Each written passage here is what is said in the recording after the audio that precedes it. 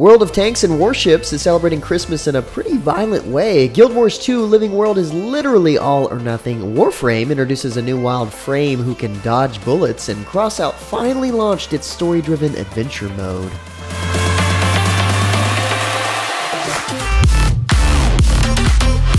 What's up guys, James Blonde here with a weekly recap for gaming news and announcements of the week of December 21st, 2018. And there's a decent amount of news again this week just before Christmas. So first up, War Thunder launched its 1.5 update, Supersonic Jets, this week. This update brings Italian ground forces, air-to-air guided missiles, and of course, supersonic jets to the game. The new ground force includes almost 30 new Italian vehicles for players to pilot, including the Breda 501 and the B1 Centauro. New locations have also been added to War Thunder, including a new map set in Vietnam, which focuses on ground vehicles. Seems like a hefty little update. On a very similar note, World of Tanks Mercenaries also received a huge update this week, with the Holiday Events update now available to console players. From now until Christmas, players can participate in the Toy Tank mode, a cool little fan favorite holiday mode making its debut on consoles. Players can use toy tanks or toy artillery vehicles, doing battle under a decorated Christmas tree complete with presents. The 12 Days of Tanksmas is set to begin today on the 21st, which will grant players plenty of gifts from silver to XP boosts and consumables. Players who participate in the 12 Days of Tanksmas and play at least one match, win or lose, will receive the limited edition premium tank Father Frost LTP, which is absolutely dripping with seasonal spirit and carnage, of course. Aside from all the holiday goodness, the 4.8 update to World of Tanks Mercenaries also saw the introduction of the Polish tech tree, which includes 10 new vehicles for players to work towards, including the 14 TP and the 40 TP Habicia, and the 60 TP Lewandowskiego. I think that's how you say it. Leave me alone, I have allergies. Also with Wargaming, patch 0.7.12 launched for the World of Warships this past week on PC, bringing new challenges, changes, and content to the game. The new in-game event has arrived called In the Name of His Highness, with the ultimate reward for the event being the new German premium Tier 5 battleship, Prince Ethel Friedrich. Just for logging in and heading to the ports, players unlock 2 free Santa Claus containers. After that, these festive boxes are earned for completing missions. Santa Claus containers give you a chance to unlock rare premium ships, flags, ship camouflages, and more. This update also sees the arrival of the Belle Epoque collection. With this collection, developers are paying tribute to the historical period around the turn of the 20th century, a pre-Dreadnought era where lavishly decorated coal-powered ships sailed the seven seas. The Mighty Prince campaign also allows players who have unlocked the Prince Ethel battleship to earn 5 researchable Tier 5 ships with a permanent New Year's inspired camo patterns: Hatsuharu, Nuremberg, Icarus, Dallas, and Normandy.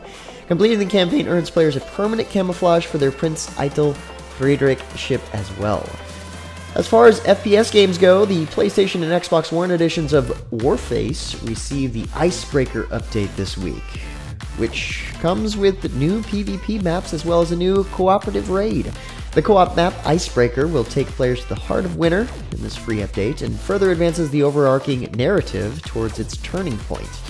Other additions include new PvP maps like the Trailer Park map for Team Deathmatch, a destination map for Plant the Bomb, the Invasion map for Storm Mode, the Platform map for Blitz, and the Sub-Zero map for Domination. Seems like a decent-sized update. Next up, Warframe Fortuna received an update called the Profit Taker this week, which sees players doing battle with a massive spider.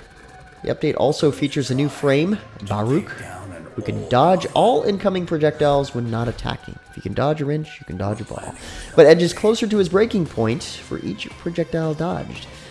Oddly enough, he can also lull enemies to sleep with a calming wave, causing enemies awoken by damage to be confused for a short time.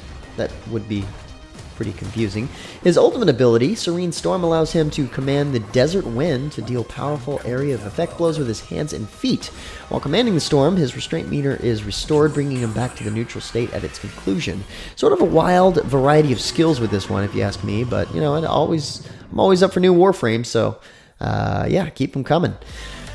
Also in the news, Hearthstone's Winter Veil event began this past week and is running until December 31st. Players can play 100 cards to complete the Happy Winter Veil quest and receive 4 Boomsday Project booster packs. There will also be festive tavern brawls for players to hop into throughout the next 2 weeks. The Winter Veil Wonder Bundle is also available for purchase and includes 6 packs from the Journey to Ungoro, Knights of the Frozen Throne, Kobolds and Catacombs, the Witchwood, and the Boomsday Project for $19.99, which is a total of 30 booster packs. The first big tavern brawl is called Returns and Exchanges. It's kind of interesting.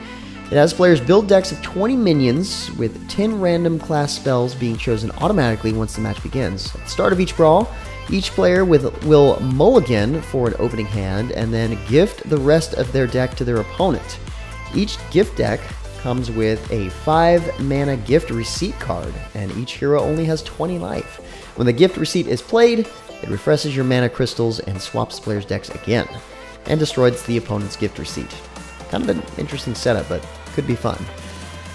On to some actual MMO news. ArenaNet announced this week that on January 8th, 2019, Season 4, Episode 5 of their Living World will launch, entitled All or Nothing. This will be free for all owners of the Path of Fire expansion for a short time, and features several new additions to the game. Siren's Reef is the new fractal, where players work to break the island's curse while surrounded by an army of ghost pirates. Thunderhead Peaks is the brand new map for players to explore, which sees players return to the original Dwarven area from the first Guild Wars game. There are also upgradable Dragon's Blood weapons, as well as a new legendary longbow. Keep on the lookout for more information as it comes available on MMOheads.com. Next up, Black Desert Online releases the Archer's Awakening this past week. Upon reaching level 56, players can complete the Archer Ascension questline and unlock the true potential of the class. The Awakened Archer will gain access to powerful new skills, including Righteous Smite, which shoots a powerful light arrow that moves slowly but explodes on impact. Grandpa Cron is also coming to town for the holidays. He will soar through the sky in his flying sled, dropping gifts to players in Black Desert Online, regardless of how good they've been. Gifts include a Rudolph's headband, Santa's hat, Elon tier, and Christmas trees for players to decorate their houses with. To further celebrate the holiday, you'll be able to participate in group snowman building to receive rewards like Grandpa Cron's gift, sharp black crystal shards, and hard black crystal shards. And on Christmas Day, the night vendor Patrigo will sell Cron boxes, which include enchanted accessories, gen magic crystals, and other valuables. Might not want to miss out on that if you're playing BDO. The upcoming pirate MMO Atlas from the studio related to, if not part of, Studio Wildcard, which is the creators of Ark Survival Evolved, recently announced a delay to their launch. So I've been a little out of the loop lately. This is a game that I was looking forward to when I first heard about it. It was actually a so-called leaked trailer from Studio Wildcard, and many people thought it was an odd expansion or some sort of crazy mod for Ark. Either way, it looked awesome. Now, come to find out, it's a standalone title, which is launching soon, with a little bit of a delay. Now, the full release was shifted to today, Friday the 21st, but with a delay announcement, Grapeshot Games, which is the studio I was referring to, released a new game trailer showing off the massive world of Atlas, and beginning today, the first live streams of Atlas will begin. Interested parties can follow their Twitter to see if the streams are going live. The new MMO designed by the creators of Ark Survival Evolved will host up to 40,000 players in a single world simultaneously. That's pretty cool. But it wouldn't be a studio wildcard or, you know, I guess a studio related to them without some sort of delay. Must run in the studio family, I guess. Should be worth the wait, though. Up next, Heavy Metal Machines announced this week that they plan to launch in China and hold 3 esports championships for North America, South America, and European servers in 2019. This will be Hoplon's first foray in the Eastern market, and they're hoping to broaden their appeal with some big esports events. Previously, Hoplon had a partnership with ESL Play to host championships in 2017 in South America and Europe with a prize pool of 10,000 euros. It's actually a pretty interesting looking title. Hopefully it has enough following to take off with esports in an Eastern market. On a slightly similar note, Crossout launched a story-driven adventure mode this past week. This new mode offers 3 types of tasks for players to complete, including Awakening, which is a multi-hour story campaign that unveils some of the darkest secrets of the Crossout world on a massive new map. Off-roads are side missions scattered across the adventure map, and joint missions are important events that allow every player in a given region to participate, sort of like the world bosses in Guild Wars 2. Completing these 3 types of content will grant players experience points and engraved shells, which are a rare resource used to craft exclusive weapons and decorative items.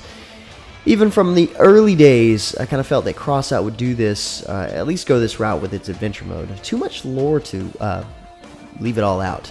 Crossout is also playing host to a New Year's event from now until January 14th, where players can earn exclusive decorative items, character portraits, and vehicle stickers. This event also includes a Christmas heist PvE mode where players fight against hordes of villain Gronch evil minions to protect the New Year's tree made out of destroyed Crossout vehicles. That sounds pretty fun, actually. Anyway, guys, that's about it for all the major news and announcements for this week. Have a wonderful Christmas from myself and the team over at mmwest.com. For more information from the news topics, check the links in the description below. Feel free to discuss the news or even more news in the comments below. And don't forget to like, subscribe, and share this video. But until next time, guys, that's going to be it for me. I'm James Blonde. See you out there, gamers.